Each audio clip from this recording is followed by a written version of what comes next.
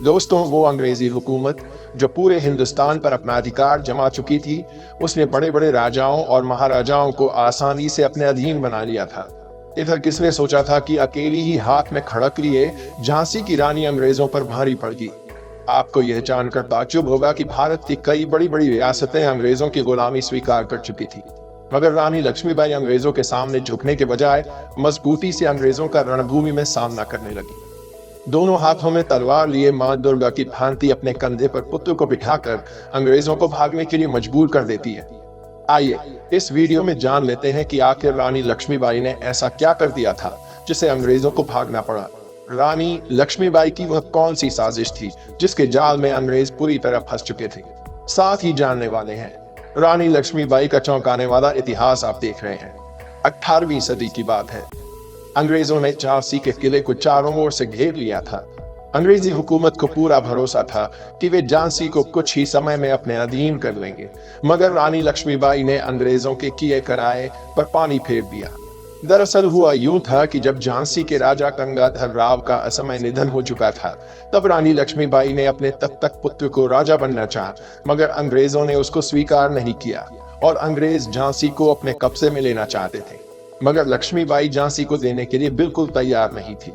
अंग्रेजों ने रानी लक्ष्मीबाई को अपने पुत्र के साथ महल छोड़कर जाने के लिए 60,000 सालाना पेंशन के साथ ही बहुमंजिला हवेली देने का लालच दिया। रानी लक्ष्मीबाई यह सुनकर अंग्रेजों पर आग बबूला हो उठी थी। रानी ने कहा कि झांसी मैं किसी भी कीमत पर देने वाली नहीं हूँ। अंग्रेजों को बिल्कुल भी उम्मीद नहीं थी कि झांसी की रानी लक्ष्मीबाई इस तरह मुंहतोड़ जवाब देने वाली है। फिर क्या था? अंग्रेजों ने बलपूर्वक झांसी को अपने अधिकार में लेने की सोची ली। इसके बाद रानी ने युद्ध की पूरी तैयारी कर ली थी। रानी ने झांसी के किले की दीवारों पर कड़क बिजली नामक तोप के साथ साथ दूसरी सभी तोपों को लगवा दिया था। इसके अलावा रानी ने महल में मौजूद सारे सोना चांदी के खजाना से तोप गोल बनवा दिए थे।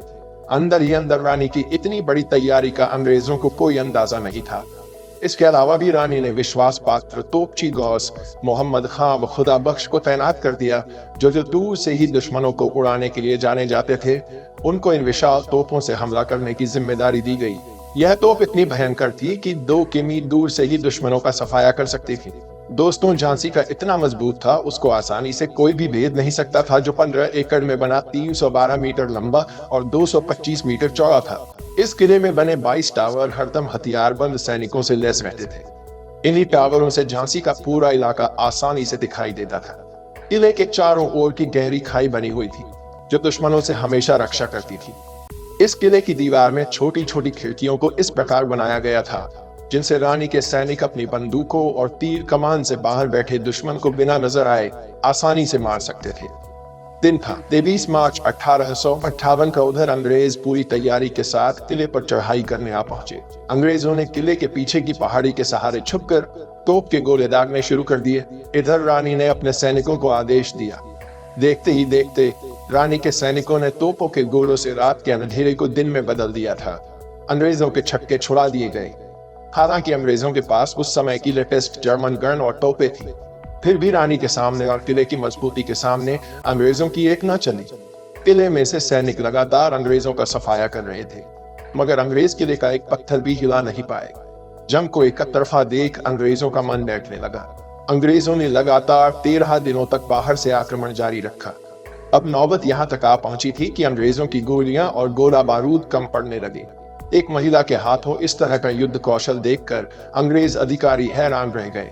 उधर रानी ने अपनी अंतिम सांसों तक किले की रक्षा की प्रतिज्ञा ले ली थी। आखिर में अंग्रेज सेनापति ने धोखे से रानी के एक विश्वास पात्र दुल्हा सिंह को अपने में मिला दिया और उससे किले की दक्षिणी द्वार खुलवा दिया। इतने में अंग्रेजी सेना किले में घुस जाती है और रानी के सैनिकों से युद्ध करने लग जाती है।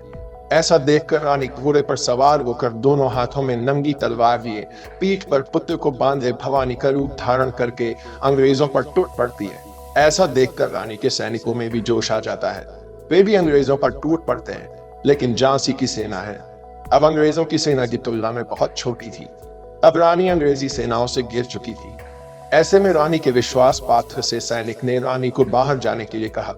उसी समय रानी ने बिजली की रफ्तार से अपने घोड़े को किले की दीवार पर चढ़ा दिया। ऐसा देखकर अंग्रेजी सेना बौखला गई। इसके बाद रानी दीवार खुद कर अपने पुत्र सहित कालपी पहुंचकर तात्या टोपे से मिलती है, जहां पर अंग्रेजी सेना की दूसरी टुकड़ी से रानी का भयंकर युद्ध हुआ, जिसमें रानी घायल हो जाती है। उनका घोड़ा रानी को लेकर नारे से खुद रहा था, तभी उसका पैर फिसला जाता है और अंग्रेज उस अकेली महिला को घेर लेते हैं। फिर भी रानी ने घायल होते हुए भी कई अंग्रेज सैनिकों को मौत के घाट उतार दिया था और रानी अंग्रेज सैनिक की गोली से घायल होकर नीचे गिर जाती है। फिर भी कोई अंग्रेज सैनिक उनके पास जाने की हिम्मत नहीं करता है। उन्हें लगता है कि शायद रानी जीवित होगी।